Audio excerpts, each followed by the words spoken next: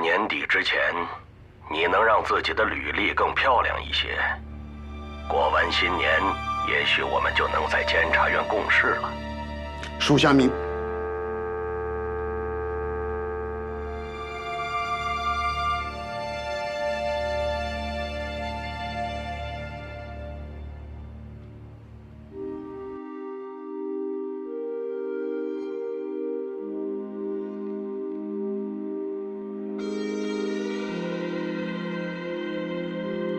32军的逃兵在几号？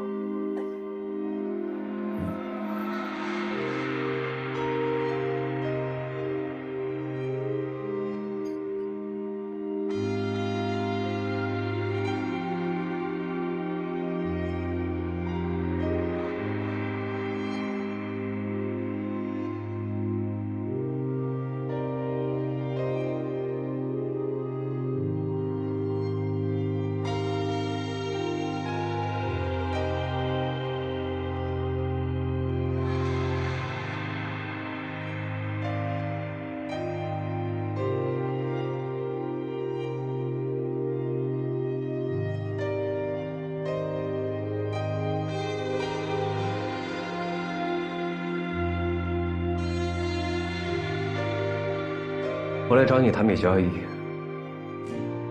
这份认罪书上需要一个人的手印。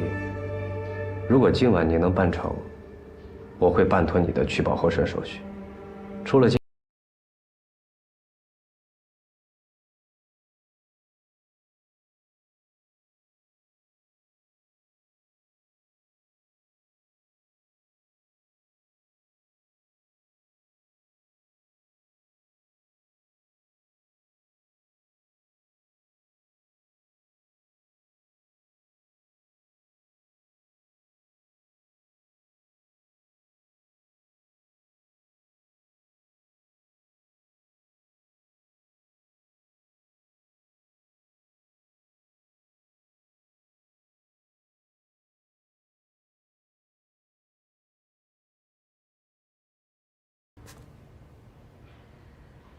华先生是吧？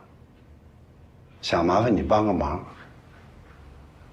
很简单，摁个手印就行了。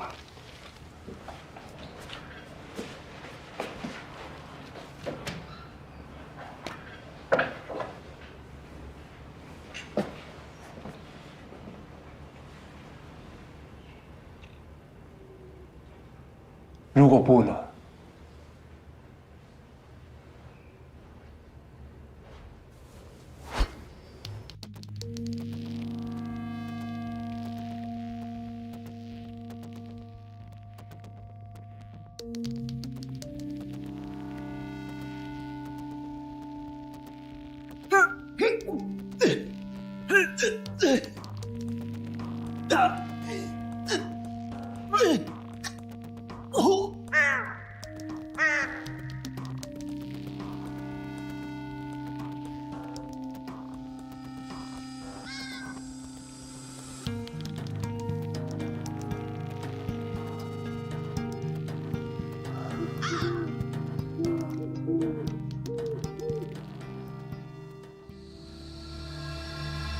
还有气儿。队长，他被华珍雷晕过去了，还没醒。看守那边交代的怎么样？我已经交代好，他们管好嘴了。就埋这儿吧。埋了？怎么了？这埋的人还少。可他这是晕过去了。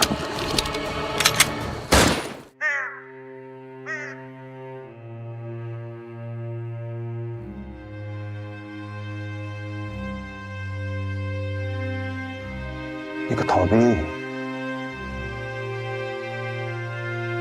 谁还记得他？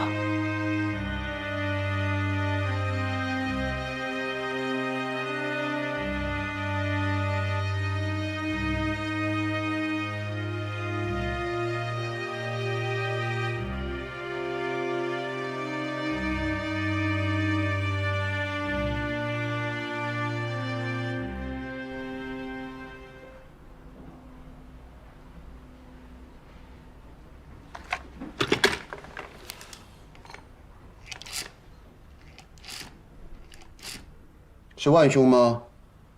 哎，万兄，我是魏福来呀。万兄，不知万兄现在还在陆大的档案室工作否？太好了，还是要请万兄帮忙啊。这样，有个学生叫华珍的正则班，你能不能给我搞一张他的证件照出来？我要变装，就要变装。万兄，请放心，你是知道我的，在钱方面我一分都不会少你的，但时间要快。拜托万兄了。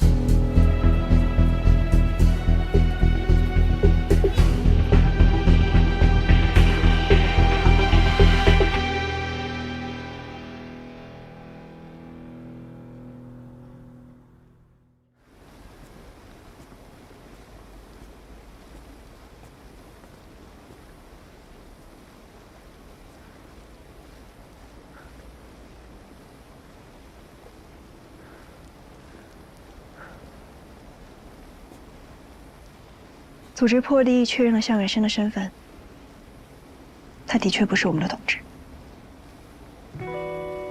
确定不是吗？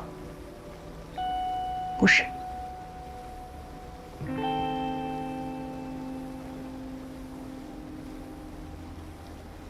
那魏大兴手上到底有什么样的证据？还是说，他明知道向远生不是故意要掌管李代？我现在最担心的是，魏青同志的事情和魏代清有关。那个时候你还不知道他是我们的同志。向远生帮他止血的时候，把自己的皮带拴在他腿上。可是到现在，我还是没能找到瑞金同志。照这么说，如果张仁京同志真的是被魏大兴带走的，皮带很有可能会被当作证据。对，但也只是当作证据。毕竟向远生不是我们的同志，既然不是，我们跟他保持距离，让魏代清抓不到任何把柄，就是对他最好的保护。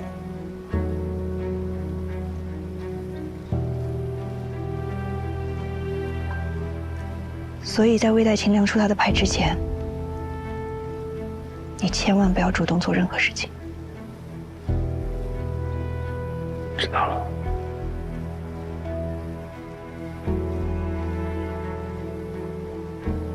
华良来过司所，他说想随便看看，但我知道他绝对不是简单的看看而已。如果有什么事司所能帮上忙的，我能帮忙吗？这算违反组织纪律吗？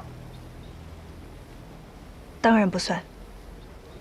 在向远生这件事情上，我们和华良的目的是相同的。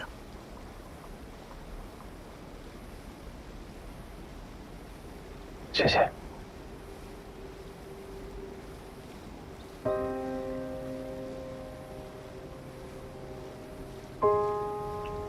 快回去吧，我会尽快安排一个新的接头地点。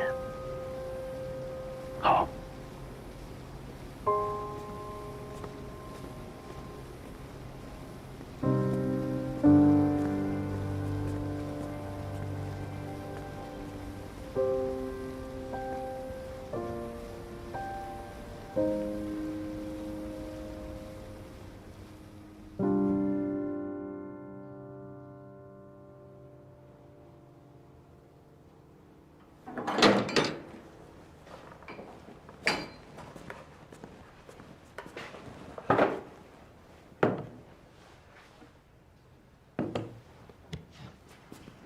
你知道魏代勤做了什么？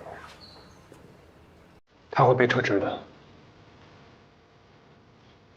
我知道曾护警备司令部归军政部管，但南京不是只有军政部，也不是只有你父亲一个中将。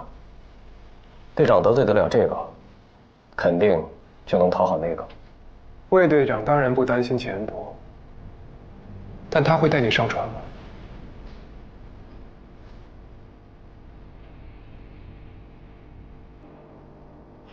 你那个警察女朋友已经放出去了，她关在这儿的时候，我没为难她，也没惊扰到她的家人。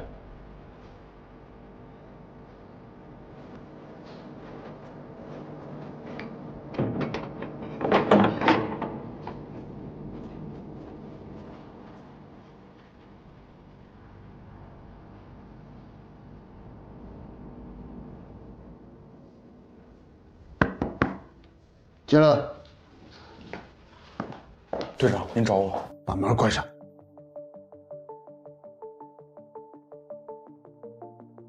我要你去趟广州，给我把提供线索那个房东太太解决掉，我要她永远闭嘴。明白了吗？明白了。好好干。相比高平顺，我更看好你。是。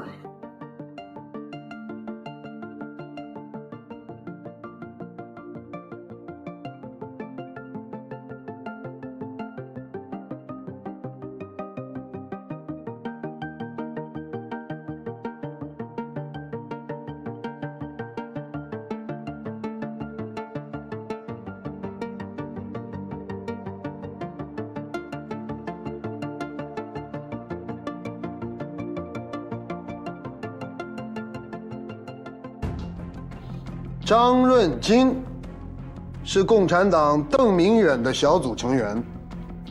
这名共产党我追查他很久了，从广州一直追到上海。这条皮带是在我逮捕张润金的时候从他的腿上解下来的。当时他腿部中刀，有人用这条皮带绑在他的腿上，为他止血。我发现这条皮带是南京李顺昌饰品店的商品。我亲自跑了一趟南京，发现这条皮带是华珍的母亲买给华珍的。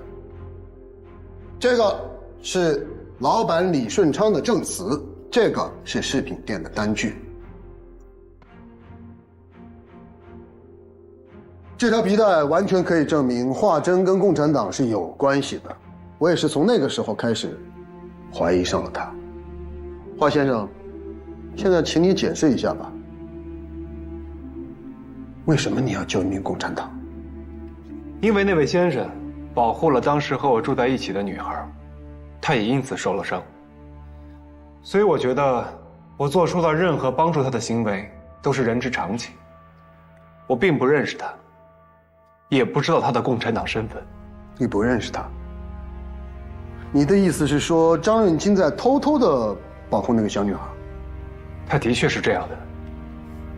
他说的小女孩就是孟多慈。孟多慈的父母跟共产党交往甚密，张润金显然就是共产党派来保护孟多慈的。他一直不敢抛头露面，恰好证明了这一点。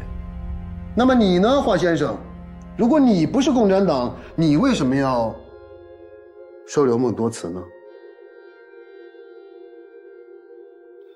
我从南京来上海的当天，本打算住在文华饭店，碰巧遇到了凶杀案。当时孟多慈向我求助，出于同情，我又正好有1个月的假期，所以我答应留下来，帮他找到凶手。他不认识你啊，华先生。他出了事找一个陌生人帮忙，他为什么不找警察？为什么不报案？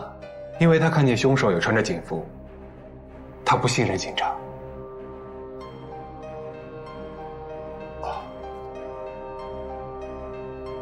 也就是说，华先生，你是碰巧遇到了身逢绝境的孟多慈，你碰巧救了身负重伤的张润金。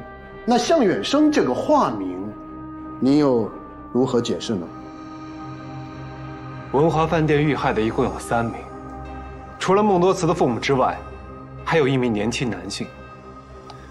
向远生的户籍卡就是从他身上拿出来的。我的家人不会同意我在上海查案。如果我用华珍这个名字当警察，他们第2天就会知道。所以我借用了向远生这张户籍卡，照片也是从户籍卡上抠下来的。魏队长，华珍说的死者就是何有庆吗？何有庆，文华饭店的第3名死者。很不幸，也是一名共产党。那他现在说的有什么问题吗？向远生这个假身份是共产党为何有庆准备的，何有庆死了，华珍从何有庆身上捡到了这个身份，用了这个身份。参谋长，这个说法没有任何问题，虽说有一点小毛病因为孟多慈失踪了，何有庆死了，没有任何人能证明他这个说法的真或假，至少听上去合情合理。但是我在广州从张润京为孟家租的公寓里搜到了这些。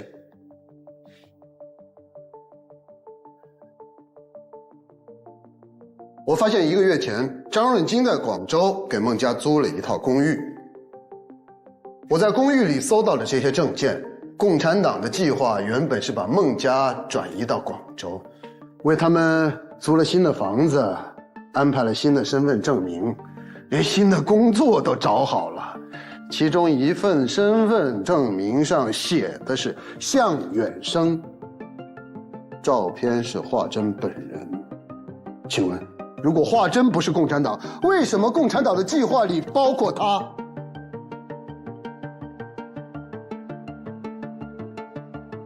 诸位长官，那天在南京，我去逮捕邓明远的时候，曾亲眼看见华珍和邓明远在房间里交谈。第2天，他就急匆匆地去了上海。为什么？因为他根本不是去游玩的，他是去执行任务的。他根本就不是从何有庆身上捡到的证件。向远生这个身份根本就是为华珍准备的，他就是邓明远派来的共产党。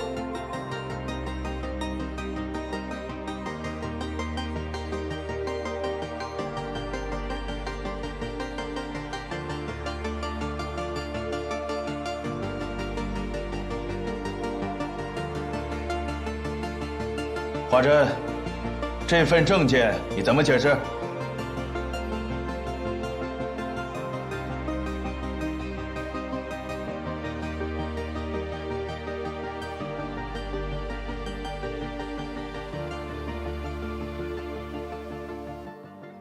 我妈妈根本不记得她在这家店给华珍做过皮带，所以我要申请延缓后面的审讯。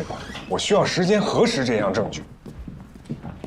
皮带暂且不论，最后那份证件如何解释？那是致命的证据。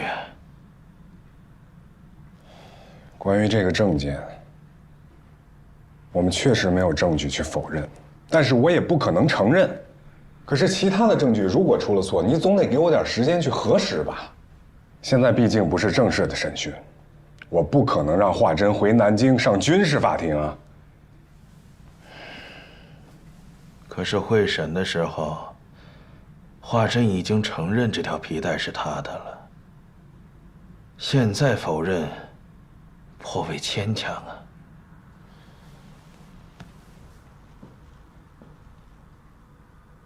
我爸爸这次派我来上海，不是让我来确定这条破皮带到底是谁的，它是谁的并不重要，重要的是我要带华珍回南京回家。再说了，童叔叔，我爸爸也不希望华珍在您的地盘上出事儿啊，是不是？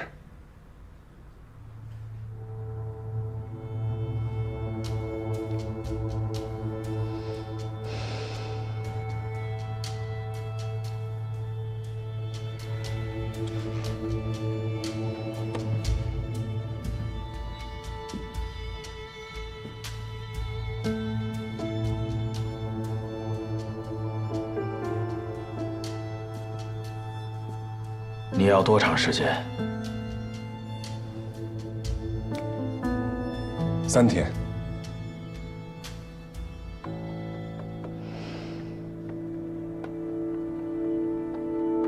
华良，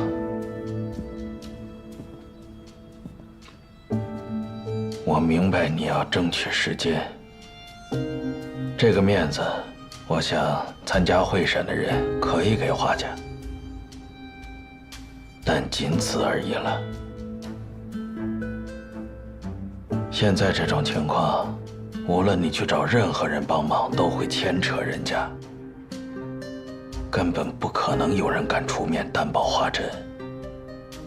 我知道，但是无论如何，我都要为我弟弟尽一切可能。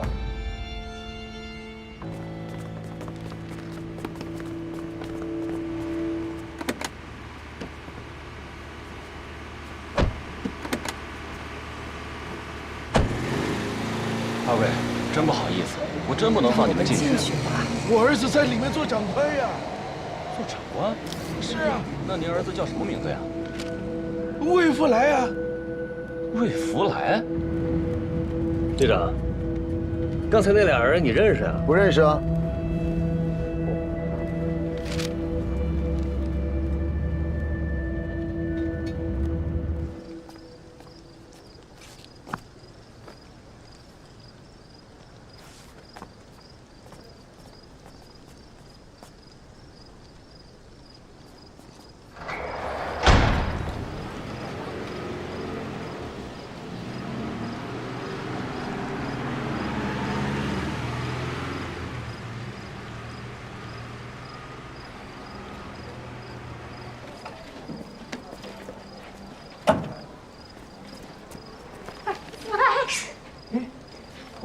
不是说好提前打电话吗？你妈实在想看看你啊。好好好，以后不要不打招呼就闯，行不行？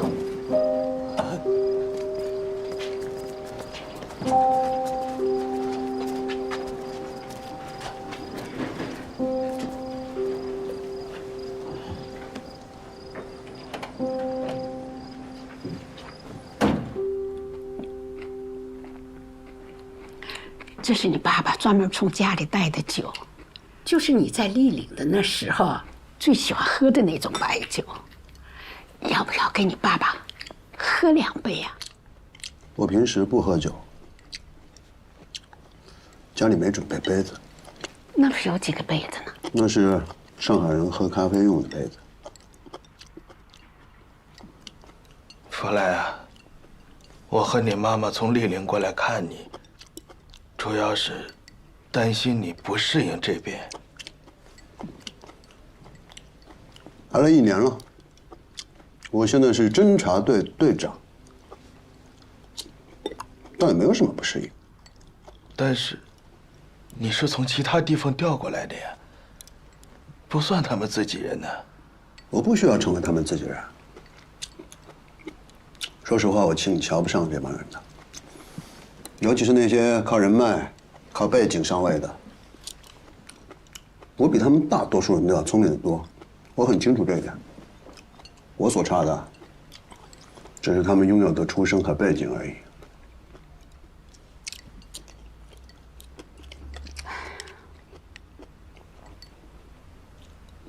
你还在怨恨陆军署那件事？不怨恨，是不甘心。那年我考进军政部陆军署，那个当官的儿子开后门抢了我的位置，把我打发到南昌行营那种倒霉地方。南昌机场失火，调查课解散，中校啊，说好的中校没了。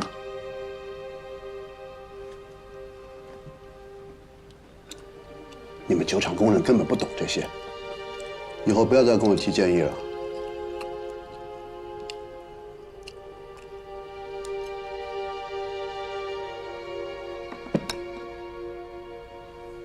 福来啊，明天呢，我就和你妈妈买票回去了。以后没什么事，我们就不来了。爸，我改名字了，以后打电话的时候务必要记着，不要叫我魏福来，要叫我魏代清。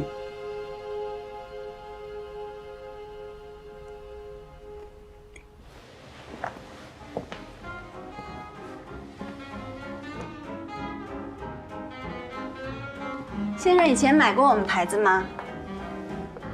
听说过。您需要什么类型的鞋子啊？我可以帮您推荐。我过来看看样子。买鞋不能光看样子，还是得上脚试一下。我们的鞋子是法国巴黎进口的，在巴黎都是一些名媛绅士、上流社会的人来光顾我们品牌的。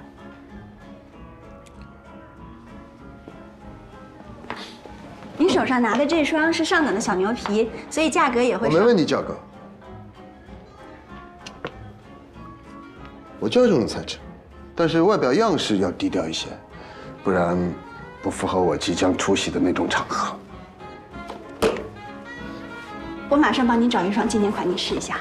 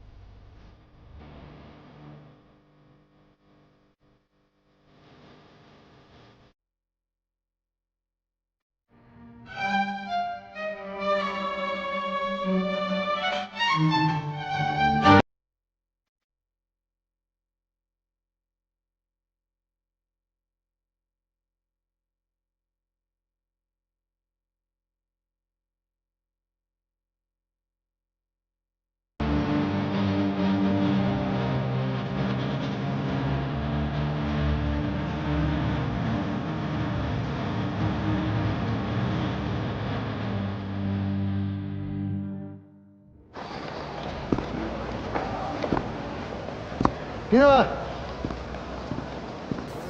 平时穿鞋穿都干嘛？和队长您差不多。太好了，这双鞋跟了我3年，传给你。怎么了？还嫌弃啊？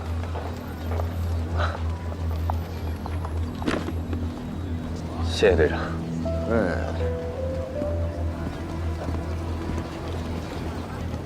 哎，最近我们的华秘书有什么动静吗？丁少的兄弟没有报告他有动静，应该还在酒店里。一会儿我去看看。他不就是想利用皮带做文章吗？没关系，我已经申请了对他的监控，就算是他发现你在监视他也没事儿。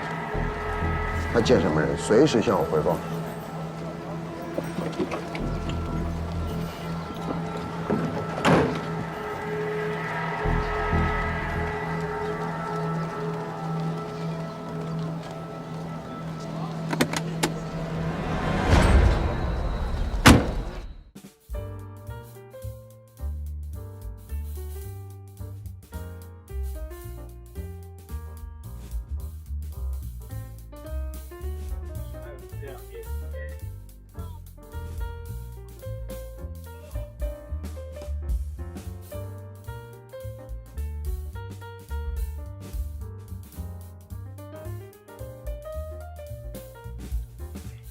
南京那个饰品店老板上火车了吗？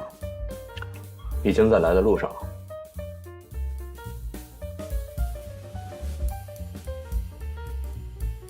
华秘书，门口侦察队的人要不要我们处理一下？他们有会审委员会的许可，处理他们只会自找麻烦。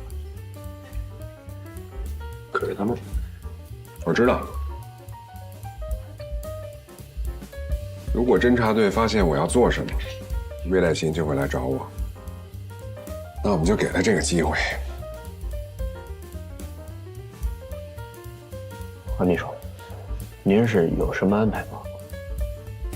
那个饰品店老板到了之后，安排他在1楼咖啡厅跟我见面。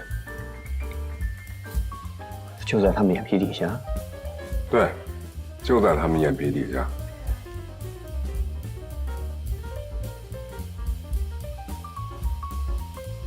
去问问他们，想不想跟我共进午餐？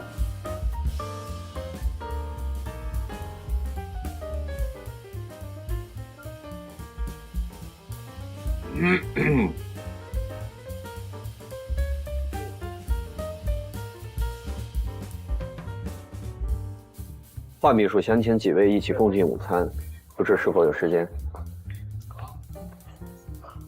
谢谢华秘书好意，不用了。也请您转告华秘书，我们在这儿也是因为执行公务，如果打扰他了，很抱歉。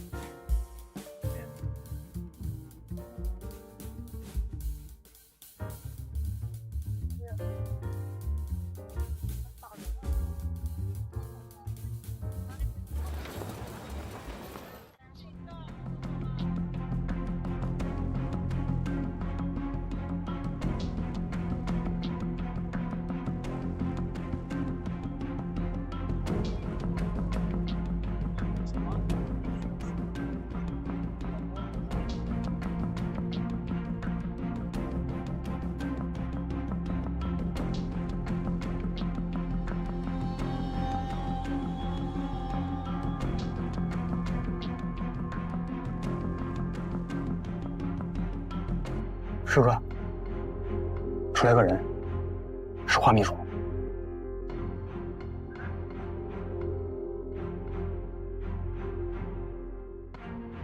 不是他，谁把我盯着？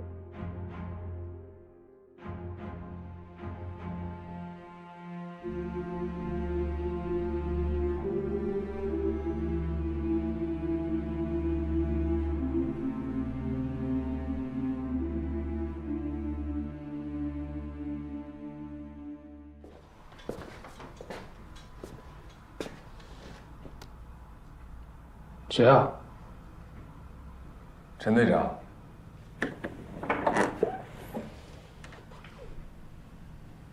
华先生，你怎么来了？请进。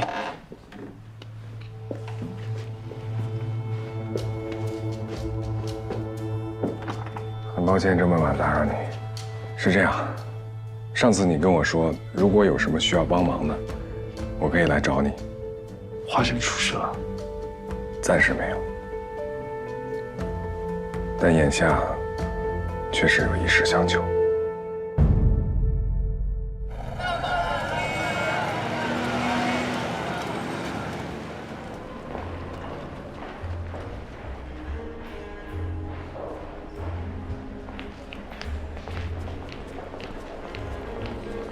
华秘书，李老板，请坐。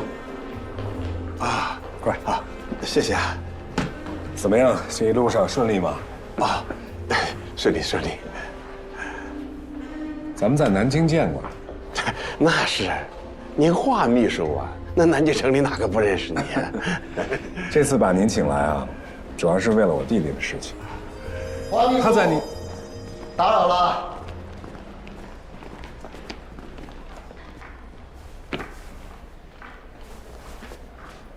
怎么，魏队长也有雅兴来喝杯咖啡啊？华秘书，我向临时军阀委员会委员申请了对您的某些限制，您真的不可以在会审之前就和任何和本案相关的人员会谈。这是我请来的客人，李老板，李老板是我们的证人。这次的会审是不是真正的法庭审判，你心里清楚。少跟我来这套，华秘书，其实您可以和侦查队谈判的。您看这样好不好？如果您能够让华珍在认罪书上盖手印，且这个认罪书一定要写明他就是邓院的同党的话，我现在立刻就可以向审判委员会申请，把华珍列为普通的政治犯来谈。华秘书，您有1天的时间进行考虑。我谢谢你啊，用不了1天的时间，我现在就可以答复你。你什么都拿不到。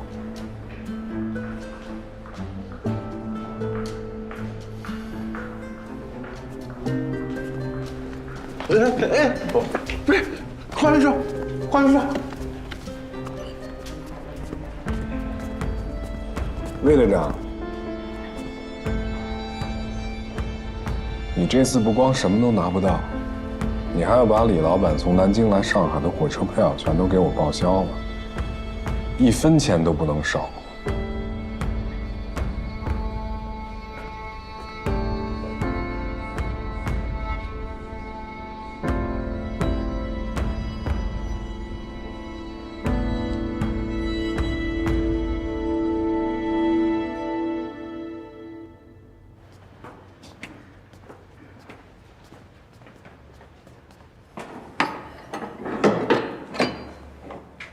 你别进来了，你就门口待着啊。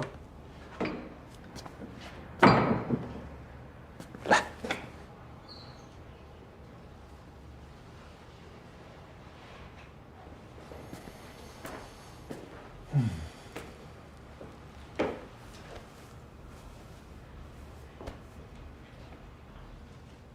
你们要了3天时间，怎么样？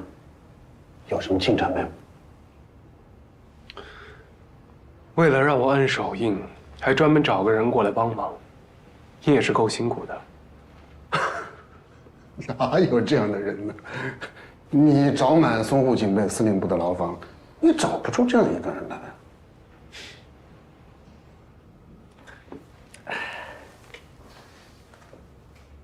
王先生，我自认为我自己是一个很努力的人，可是这些年做事，我忽然悟出了一个道理：很多事情进展顺利，其实并不在于人为，在于顺势而为。不好意思，这回这事在我这儿。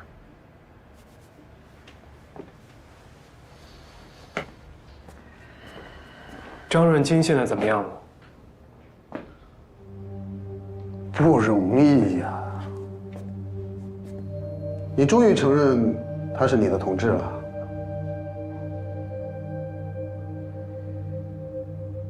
他现在人在哪儿？说实话，我挺钦佩这个人的，为了保护一个小女孩，把自己伤成那样。不过我也挺感激他的。如果不是他，我就找不到你。哦，对，你从看守所往西走，有一条便道，顺着那条便道一直走下去，过了普惠堂，你就会发现一块荒地。往下挖3尺，它就在那儿。不过可能已经臭了。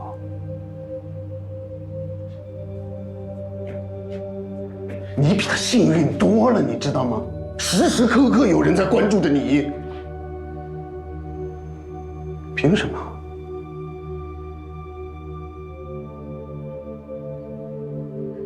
要不是因为华珍这个名字，你的结局也不过是那块荒地里多加一个坑。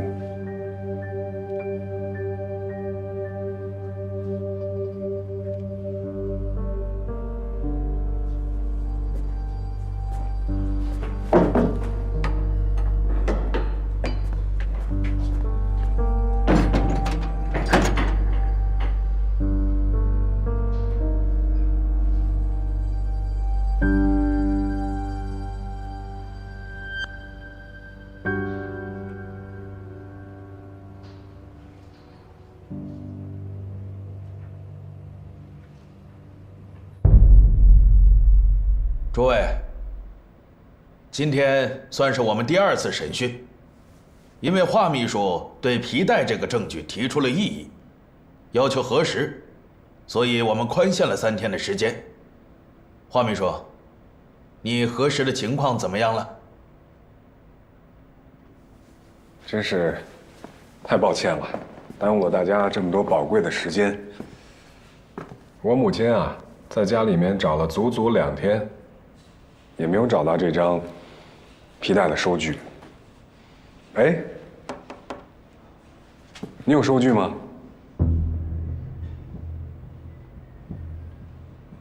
没有。我们家有3位男士，母亲会去不同的店铺给我们买皮带。不好意思，2位华少爷，其实这个皮带的皮带头上烙印着“顺昌”2个字就已经是铁证了。上次庭审的时候我已经解释过了，难道2位忘了吗？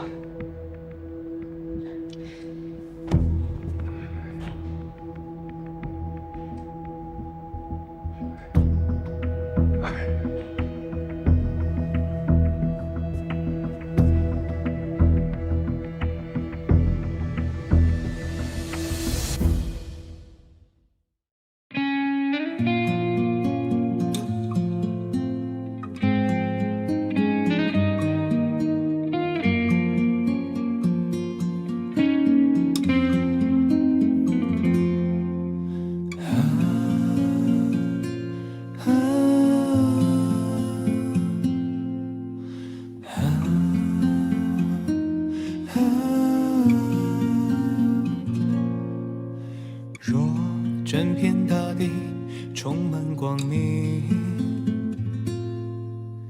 又怎会期盼闪耀的星？藏些许微光，人间流浪，写温柔的诗，清风吟唱，满天散落的星辉，无言把彼此路照亮，盼每颗心都无恙，别怕，也不会太长。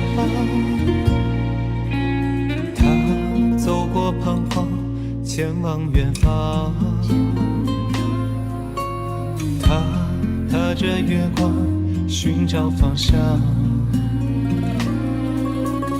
风吹散孤单，又吹来无常，